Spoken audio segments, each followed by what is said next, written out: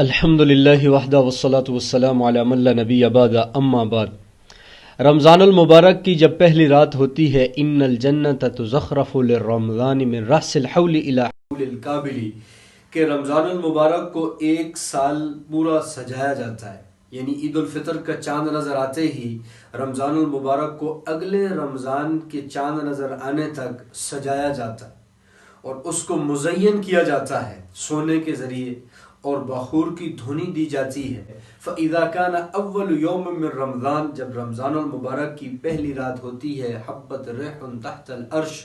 تو اللہ کے عرش کے نیچے ایک ہوا چلتی ہے، نشرت من ورقۃ الجنہ علی حور العین، وہ ہوا جنت کے جو درخت ہیں ان کی ٹہنیوں سے، شاخوں سے ٹکراتی ہے، پھر حوروں تک جا پہنچتی ہے، اور حوریں کہتی ہیں فیقلنا، کیا کہتی ہیں؟ یا رب اجعل لنا من عبادک ازواجا، اے اللہ اپنے ان نیک بندوں میں سے ہمارے لیے کچھ خاوند مقرر کر دے، ہمارے شوہر مقرر کر دے، تقر بہم اعیننا، وہ ہماری آنکھوں کی ٹھنڈک کا سامان بنے، اور کیا کہتی ہیں وَتَقَرُّ أَعْيُنُهُمْ بِنَا، اور ہم ان کی آنکھوں کی ٹھنڈک کا سامان بن۔ اللہ کے نبی نے فرمایا میری امت کو پتہ چل جائے کہ رمضان کے انوارات برکات کا، اس بات کی تمنا کریں کہ سارا سال رمضان ہی رہے،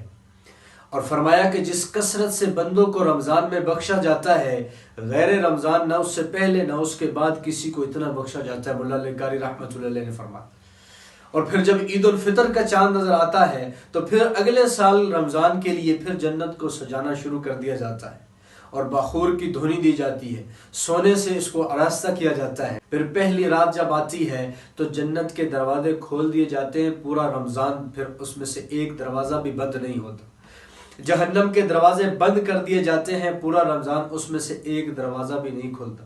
آسمانوں کے دروازے کھول دیے جاتے ہیں، یہاں سے رزق اترتا ہے، اور آسمان والے فرشتوں کو پتہ چل جاتا ہے کہ اب زمین کے اوپر ماہ مبارک رمضان شروع ہو چکا ہے۔ رمضان کی پھر پہلی رات ایک حدیث میں آتا ہے عرش کے نیچے ایک ہوا چلتی ہے، اور اس ہوا کا نام مثیرہ ہے۔ وہ ہوا جنت کی درختوں کی ٹہنیوں سے ٹکراتی ہے، اور جنت کے جو دروازے ہیں وہ اس سے بجنے لگتے ہیں، اور ایسی دلکش آواز پیدا ہوتی ہے کہ اس جیسی آواز کسی نے سنی نہیں ہوگی۔ اور جب ہوا چلتی ہے تو حوریں بارگاہ الہی میں عرض کرتی ہیں کہ اے اللہ ان روزے داروں میں سے، ان روزے داروں کو اور ان راتوں کے قیام کرنے والوں کو ہمارے خاوند، ہمارے شوہر مقرر کر دیجیے، ہمارے ان سے نکاح کروا دیجیے، ہم ان کی بیویاں بن جائیں، وہ ہمارے شوہر بن جائیں۔ تو پہلی رات آسمان کے دروازے کھول دیے جاتے ہیں، اور رمضان شریف کی کسی رات میں بھی بندہ سجدہ کرتا ہے، ہر سجدے کے اوپر 2500 نیکی ملتی ہے۔ پھر رمضان المبارک کے دن میں یا رات میں کسی وقت بھی سجدہ کرتا ہے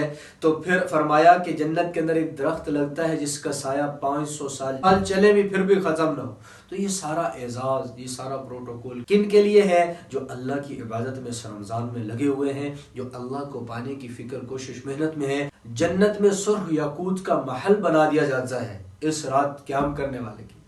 پھر جب پہلا روزہ رکھتا ہے تو پچھلے سارے گناہوں پر رندہ پھیر دیا جاتا ہے۔ رمضان المبارک کا نیک مہینہ فضول لغویات کے اندر ضائع کرنے سے بہتر ہے اپنے رب کو پہچانے، رب سے تعلق بنائیں۔ کتنے لوگ ہمارے ساتھ پچھلے رمضان میں تھے جو اس سال نہیں ہوں گے، کتنے لوگ رمضان المبارک کا چاند نظر آنے سے پہلے چند سیکنڈ اس دنیا سے جا چکے ہوں گے، اور کتنے لوگ یقین کرو رمضان میں مریں گے۔ اللہ رمضان کی فضیلت ہے کہ رمضان کے اندر جو مرتا ہے اللہ اس کا حساب کتاب نہیں دیتا۔ اللہ ایک حدیث میں آتا ہے اگر کسی نے کسی کا قرض دینا ہے تو اگر اس وہ ارادہ رکھتا ہے، نیت رکھتا ہے کہ میرے پاس کہیں سے آئے میں دوں گا، سچی نیت طلب رکھتا ہے، تو پھر اگر وہ مر جاتا ہے تو قیامت والے دن اللہ اس کو اپنی طرف سے، حق لینے والے کا اللہ اپنی طرف سے حق ادا کر دے۔ تو اس لیے رمضان المبارک کے اندر عبادت کریں، قرآن سے جڑیں، نماز مسجد سے جڑیں، اپنے گھر والوں کے حقوق ادا کریں، اور اللہ کی مخلوق پر جو ہے وہ رحم کریں۔ ارحموا من فی الارض یرحمکم من فی السماء، تم زمین والوں پر رحم کرو، آسمان والا تم پر رحم کرے گا۔